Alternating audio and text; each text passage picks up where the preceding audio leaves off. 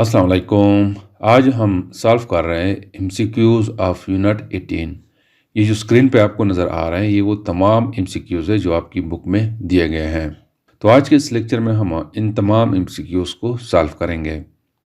MCQs number 1 कहता है कि what is the number of neutrons in the plutonium.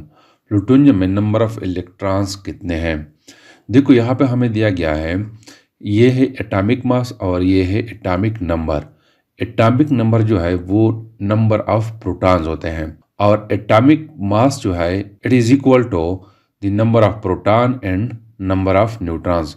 तो उसको मैं रिप्रेजेंट कर रहा हूँ ऐसे कि एटॉमिक मास जो है it is equal to number of protons plus number of neutrons. अब यहाँ पे हमें एटॉमिक मास का भी पता है और प्रोटॉन्स का भी पता है, तो इसको मैं रीअरेंज करता हूँ कि n जो है यानी नंबर ऑफ न्यूट्रॉन्स जो है it is equal to atomic mass minus protons. तो यहाँ पे एटॉमिक मास जो है वो 242 है और नंबर ऑफ प्रोटॉन्स जो है वो 92 है। तो इसको जब हम आपस में माइनस करेंगे तो न्यूट्रॉन्स की तादाद जो है वो 150 आ जाएगी। तो यहाँ पे करेक्ट ऑप्शन जो है वो सी है।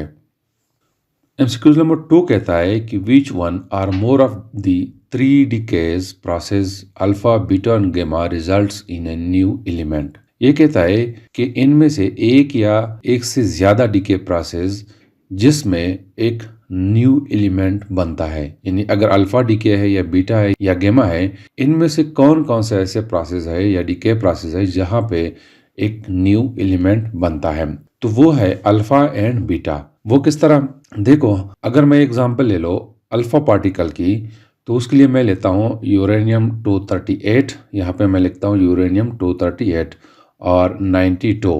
ये जब डिके करता है तो हमारे पास थोरियम प्रोड्यूस होता है, तो थोरियम 234 प्रोड्यूस होता है और एटॉमिक नंबर जो है 90 है। तो यहाँ पे हेलियम न्यूक्लियाई प्रोड्यूस होती है और जिसकी एटॉमिक नंबर जो है 4 है एटॉमिक मास, और एटॉमिक नंबर 2 है प्लस अल्फा पार्टिकल है। देखो यहाँ पे अल्फा डिके है, तो ये यूरेनियम 238 है, ये जब डिके करता है तो न्यू एलिमेंट बनता है।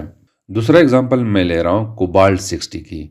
यहाँ पे दो प्रोसेस हो रहे हैं, एक बीटा पार्टिकल और एक गामा। तो यहाँ पे मैं लिखता हूँ 27।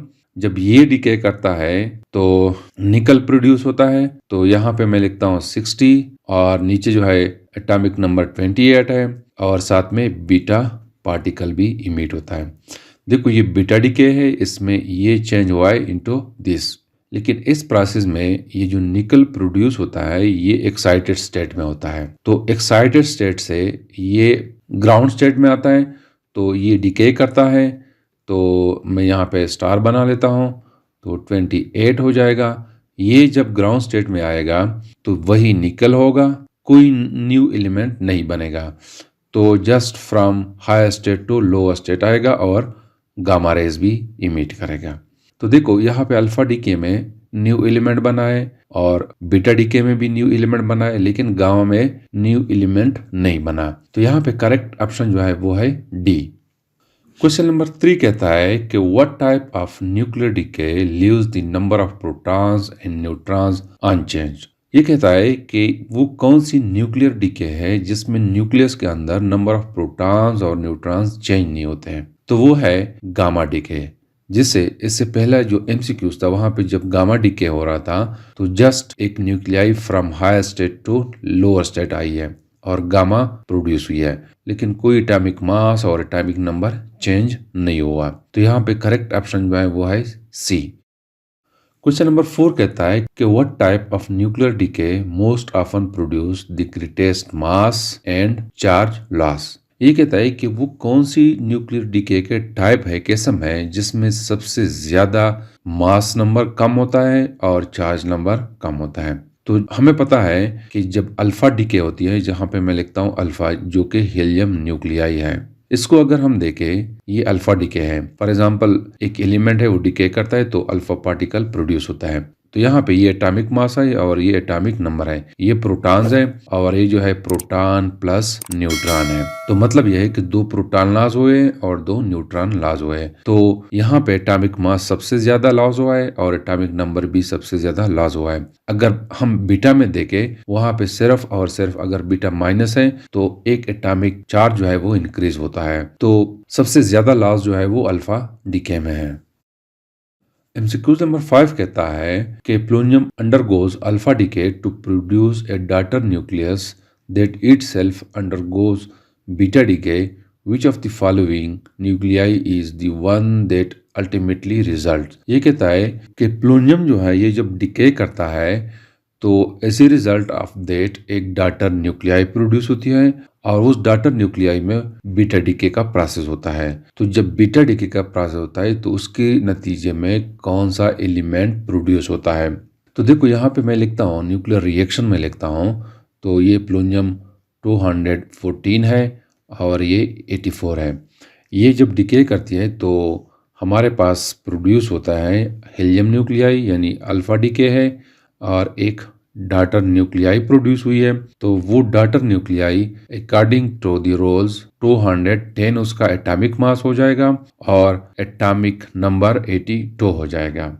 अब ये न्यूक्लियाई जब डिके करती है, यहाँ पे मैं दोबारा लिखता हूँ, ये 210 82 ये जब डिके करती है तो ये बीटा इमिट करता है। तो यहाँ पे मैं लिखता हूँ बीटा माइनस में लिखता हूँ plus as a result of that मैं अगर लिखूँ कि डॉटर न्यूक्लियाई है वो 210 और यहाँ पे 83 हो जाएगा। तो ये डॉटर न्यूक्लियाई जिसकी एटॉमिक मास 210 हो और एटॉमिक नंबर 82 हो, पीरियोडिक टेबल में अगर देखें तो वो बिस्मत है। तो यहाँ पे ये करेक्ट ऑप्शन है, लेकिन यहाँ पे ये 210 है, तो 210 और 83, तो करेक्ट ऑप्शन जो है वो है डी, यानी बिस्मत जो है वो as a result of this plutonium decay produce होता है। क्वेश्चन नंबर 6 कहता है कि radium decays by emitting alpha particle, what is the daughter nucleus. मैं यहाँ पे लिखता हूँ कि ये रेडियम है, 226 है और 88 इसका एटॉमिक नंबर है। ये जब डिके करता है तो अल्फा पार्टिकल प्रोड्यूस होता है और साथ में एक डॉटर न्यूक्लियाई प्रोड्यूस होती है, तो 222 और ये 86। अगर हम पीरियोडिक टेबल में देखें तो ये रेडॉन है, 222 और 86। तो यहाँ पे करेक्ट ऑप्शन जो है वो है बी। क्वेश्चन नंबर 7 कहता है कि argon is an isotope with the half life of 269 years. It will reduce to half in 134.5 minutes और 134.5 ईयर्स, 269 मिनट्स, 269 ईयर्स।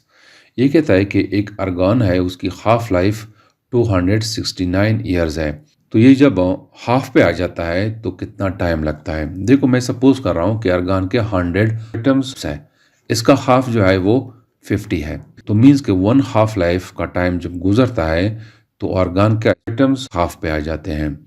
तो 1 हाफ लाइफ जो है वो 267 ईयर्स है। तो यहाँ पे करेक्ट ऑप्शन जो है वो है डी। क्वेश्चन नंबर 8 कहता है कि sample starts with the 1000 radioactive atoms, how many half lives have elapsed when 750 atoms are decayed. ये कहता है कि 100 रेडियोएक्टिव एटम्स है, मतलब यह है कि मैं यहाँ पे लिखता हूँ कि n0 जो है इट इज इक्वल टू 1000, 100 नहीं 1000 है, और इनमें से 750 एटम्स डीके करते हैं। तो n हमारे पास बचता है 1000 माइनस 750, तो हमारे पास जो बचते हैं वो 250 एटम्स बचते हैं। तो हमें कहता है कि हाउ मेनी हाफ लाइफ्स, इसको हमने फाइंड आउट करना है। तो इसके लिए हमारे पास एक इक्वेशन है जो हम डिस्कस कर चुके हैं कि n is equal to half to the power n into n0। इसको मैं इस तरह भी लिख सकता हूँ कि n is equal to n0 divided by half to the power n। यहाँ पे चूंकि मैंने n को फाइंड आउट करना है तो मैं इसको लिखता हूँ इस तरह, रीअरेंज करता हूँ, तो it will be equal to n0 divided by n। n0 जो है it is equal to 1000 divided by 250। तो यहाँ से हमारे पास आ जाएगा 4 और 4 को मैं लिखता हूँ कि 2 टू द पावर 2 और यहाँ पे भी 2 टू द पावर n है। तो इसको और इसको अगर हम कंपेयर करें तो n इज इक्वल टू 2। तो इसका मतलब यह है कि 2 हाफ लाइफ में इतने एटम्स डिके करते हैं। तो यहाँ पे करेक्ट ऑप्शन जो है वो है सी। क्वेश्चन नंबर 9 कहता है कि origin of energy from the sun and star is fission, fusion, carbon dating, radioactivity. ये कहता है कि सूरज और स्टार से जो एनर्जी आती है वो किस तरह प्रोड्यूस होती है, उसका ऑरिजिन क्या है। तो हमें पता है, हम पढ़ चुके हैं कि सूरज में या स्टार में फ्यूजन रिएक्शन होता है। As a result of that large amount of energy produce होती है।